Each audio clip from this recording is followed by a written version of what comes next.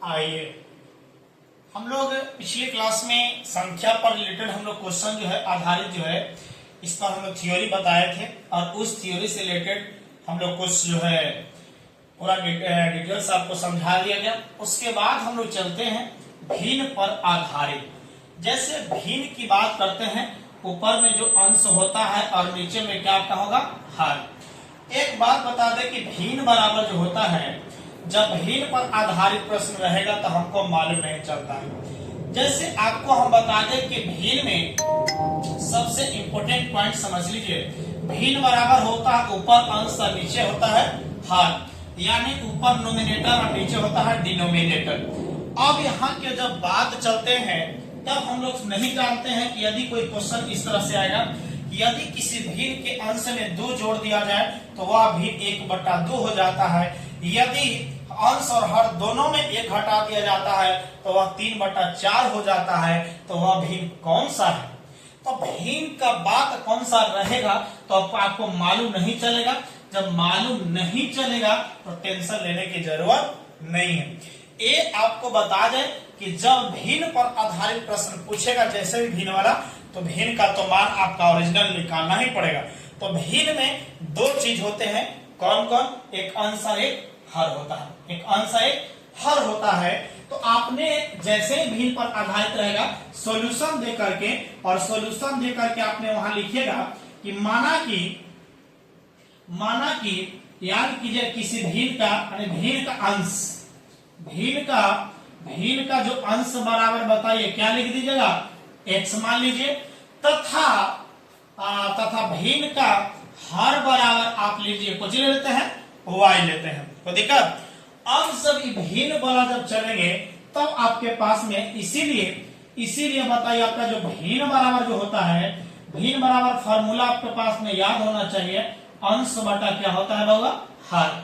अर्थात भिन्न बराबर आपके पास में जो अंश था वह x था और हर था वह y था। जो भी आपके पास में भिन्न में जोड़ना और घटाना होगा इसी में होगा। यदि वह x में अंश में 1 जोड़ दिया जाता है तो वह भी 1/2 हो जाता है। यदि दोनों में 1 घटा देते हैं तो वह 3/4 हो जाता है। इसे समीकरण निकलेगा। क्लियर है? उससे आपको भिन्न पर आधारित यही आपको इंपॉर्टेंट है भिन्न के लिए। जिस लड़का को यह करने नहीं आता है उसको याद कीजिए, कंफर्म है कि उसे भिन्न वाला आधारित प्रश्न नहीं बनेगा। लगेगा बहुत अच्छा देखने में, लेकिन बहुत डिफिकल्ट होगा आपको बनाने में। जो लड़का इस थ्योरी को पढ़ेगा वो कंफर्म है, कहीं भी उसको दिक्कत नहीं होगा। तो बताइए भिन्न वाला भी काम खत्म हो गया। यदि अंश में हम लोग y मानते, हर में x मानते तो y/x हो जाता, कोई दिक्कत नहीं। अब चलिए भिन्न वाला तो हो गया। आप बताइए और कौन बचा हुआ? आयत वाला बचा है। आयत है, वर्ग है, इस सब ले लेते हैं, टेंशन मत लीजिए। आयत पर आधारित प्रश्न समझने की कोशिश करना बाबा। अब आपके पास में हम पहले समझा लेते हैं। ये बताइए आयत कहते किसको? आयत कहता है कि जिसके आमने सामने की भुजा बराबर हो, मतलब है कि ई इसके बराबर और ई इसके बराबर, तथा याद कीजिएगा जो आयत में कंडीशन समझते चलेगा, इसके विकर्ण भी आपस में क्या होनी चाहिए? बराबर होनी चाहिए। जब इस तरह से जब आ जाएगा तब हम लोग आयत के नाम से जानते हैं, जिसके आमने सामने। हमको विकर्ण तो बाद में समझेंगे, लेकिन समझते चलना है इंपॉर्टेंट पॉइंट का पार्ट क्या है सब। अब समझिएगा कि जब आयत में 2 चीज होता है, एक बताइए जो लंबा होता है उसको लंबाई कहते हैं, इन्हें कहते हैं। तो ई लंबाई है तो ये भी कुछ होगा, लंबाई होगा। जब ये वाला चौड़ाई है तो इसके सामने वाला बोला कि आमने सामने जो भुजा है वह बराबर होती है। जब ये चौड़ाई है तो ये भी कुछ होगा, चौड़ाई। अब कहेगा कि इसका पूरा क्षेत्रफल कितना होगा, तो कहता है कोई दिक्कत नहीं है, 2 को कोई दोनों से गुना कर लीजिए। मतलब है कि लंबाई या गुने कोची होगा, चौड़ाई। तो ये आपके पास में कोची मिला होगा, क्षेत्रफल मिला। किसका क्षेत्रफल मिला? आयत का। तो आयत का जो क्षेत्रफल है लंबाई गुना चौड़ाई, यह इंपॉर्टेंट मिलेगा। अब यहां से हम नहीं जानते मैथ इस पर कैसे रहता है वो समझिए। आयत पर आधारित प्रश्न कैसे रहता है आप सोच लेते चलिएगा। और जब आयत आपके पास में है, हम इस साइड में 1 लिख देते हैं। यदि हम आपको बता दें कि आयत की लंबाई को x मान ले और चौड़ाई को कोचे में लेंगे y, तो बताइए इसका क्षेत्रफल बताइए क्या मिलेगा, xy। वो कैसे होगा समझिएगा। तो आप पहले आयत चल रहे हैं तो आपने सबसे पहले क्या करेंगे, माना कि आयत की लंबाई, बोलिए किसका बाबू, आयत की जो लंबाई है वह क्या मानिएगा, x मानिए, मान सकते हैं, नो प्रॉब्लम है, y मान दीजिए, x मान दीजिए, z मान दीजिए, कुछ दिक्कत नहीं है, कोई दिक्कत। तथा आपका जो है, तथा आयत की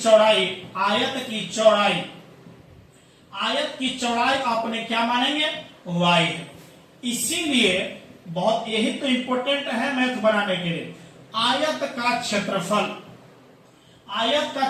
बराबर फॉर्मूला बताइए क्या होता है, लंबाई और गुने क्या होता है बाबा, चौड़ाई। शॉर्ट लिखे, लंबाई आपके पास में बताइए x माना और चौड़ाई क्या माना है, y माना है। तो इसीलिए आपके पास में आयत का क्षेत्रफल जो मिलेगा ना, आयत का क्षेत्रफल होगा बताइए क्या मिलेगा, xy।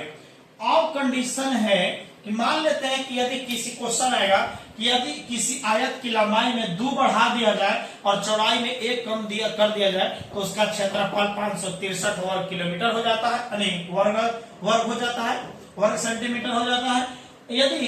यदि उसमें किसी प्रकार का परिवर्तन नहीं करते हैं, मतलब उसमें बढ़ाते घटाते नहीं है, तो वह क्षेत्रफल यानी 64 स्क्वायर सेंटीमीटर हो जाता है। तो आयत का क्षेत्रफल यानी आयत की लंबाई और चौड़ाई क्या होगा, क्वेश्चन यहां से उठेगा, आयत की लंबाई और चौड़ाई ज्ञात करें। तो अब पता चलेगा, इस जब तक ये पार्ट नहीं आपको याद रहा तो नहीं बनेगा, कंफर्म रहिए। उसी प्रकार ये कंपटीशन तक बहुत काम है, ये समझ लीजिएगा। कंपटीशन में क्यों जरूरत है ये अभी नहीं, बाद में पता चलेगा। आयत से रिलेटेड हो गया। अब चलिए वर्ग में, इसमें बाबा वर्ग में चलते हैं। तो वर्ग में क्या कहता है कि वर्ग आपको पता होना चाहिए कि जिसकी सभी भुजाएं आपस में क्या होता है, बराबर। सभी भुजाएं आपस में क्या होगा, बराबर होता है। जब सभी भुजाएं आपस में बराबर होगा तो अब बताइए, यदि हम इसको x मानेंगे तो यहू x, इसका क्षेत्रफल निकालना है तो दुए को, जिसे लंबाई या चौड़ाई ले रहे थे, x गुना x बराबर x स्क्वायर। मतलब कि वाला भुजा है तो भुजा स्क्वायर हो जाएगा। अब सोचिए वर्ग पर आधारित हम चल रहे हैं, तो यहां से सबसे पहले आप मानिएगा, माना कि वर्ग का भुजा, मिटा देते हैं, वर्ग की भुजा आपके पास में आप आइएगा और वर्ग की भुजा जो है x मान लीजिए, कोई एक लीजिए। वर्ग की भुजा जो है, वर्ग की भुजा बराबर बताइए क्या मान लिया बाबा, x मान लिया।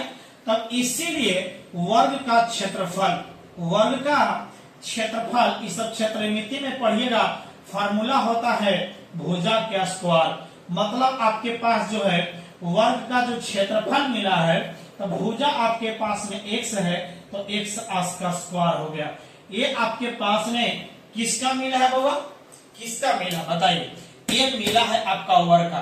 क्वेश्चन यहां से आएगा, समझिए, कहेगा कि यदि उसके वर्ग की वह भुजा ज्ञात कीजिए जिसमें यदि वर्ग की भुजा में हम मान लेते हैं कि 10% की वृद्धि कर दे, तो 10% की वृद्धि कर दिया जाता है तो वर्ग के क्षेत्रफल में कितना परिवर्तन हो जाएगा। क्वेश्चन ऐसा भी रहेगा, यदि यह 100 है तो 100 का स्क्वायर 10,000 हो जाएगा। यदि वह 110 हो जाता है तो बताइए उसका कितना वृद्धि हो जाता है। ये सब बात रहता है। तो जब तक ये पार्ट आप नहीं समझेंगे तब तक आपको बहुत डिफिकल्ट होगा। तो चलिए, वर्ग हो गया, आयत हो गया। अब उसके बाद में आगे क्यों चलेंगे, त्रिभुज भी आपको बताना जरूरी है क्योंकि इससे रिलेटेड क्वेश्चन रहता है। तो चलिए मिलते हैं अगले वीडियो में। Thank you so much. अच्छा लगा तो सब्सक्राइब और लाइक शेयर जरूर कर दीजिए। धन्यवाद। Okay bye.